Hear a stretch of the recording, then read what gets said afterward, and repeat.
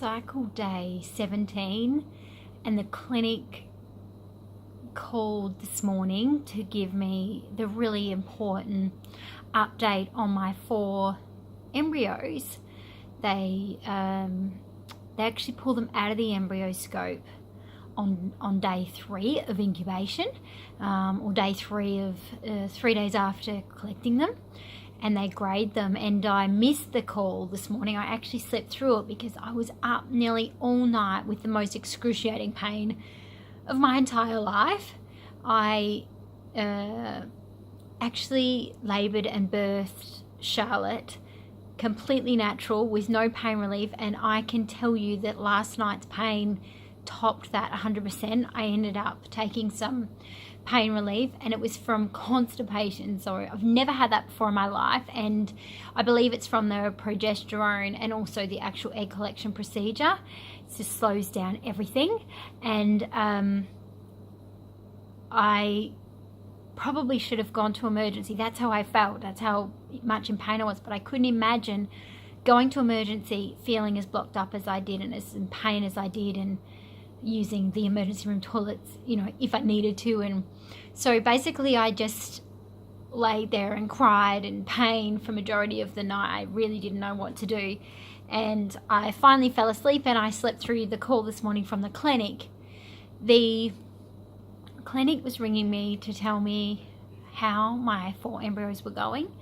So she'd pulled them out, and by day 3 they should have developed into 8, ideally 8 cells, round, even, beautiful cells without too much fragmentation. Unfortunately, ours had only grown, all 4 of them had only grown to 4 to 5 cells, and all of them had quite a bit of fragmentation in them. So they were graded level 3. Now, level 3 is not a high enough grade to be transferred back in.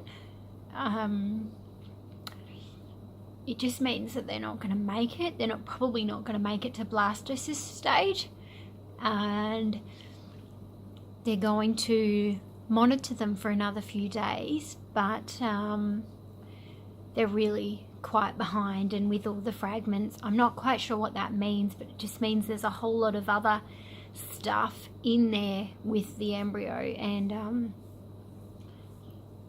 it was a bit of a shock, because everything to me in my head had gone along so well, and they were doing fine on day 2, and they all fertilized fabulously on day 1. And I asked her what could have caused this, and she said sometimes it's egg quality, so the quality of my egg, sometimes it's the quality of the sperm.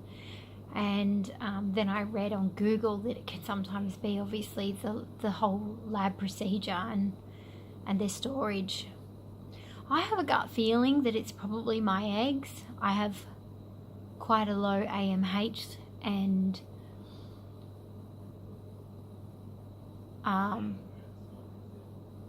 kind of knew there's some reason why we hadn't fallen pregnant the last couple of years when we fell pregnant easily in the past. So, but you kind of hope that by doing this, I'd hoped that it would work.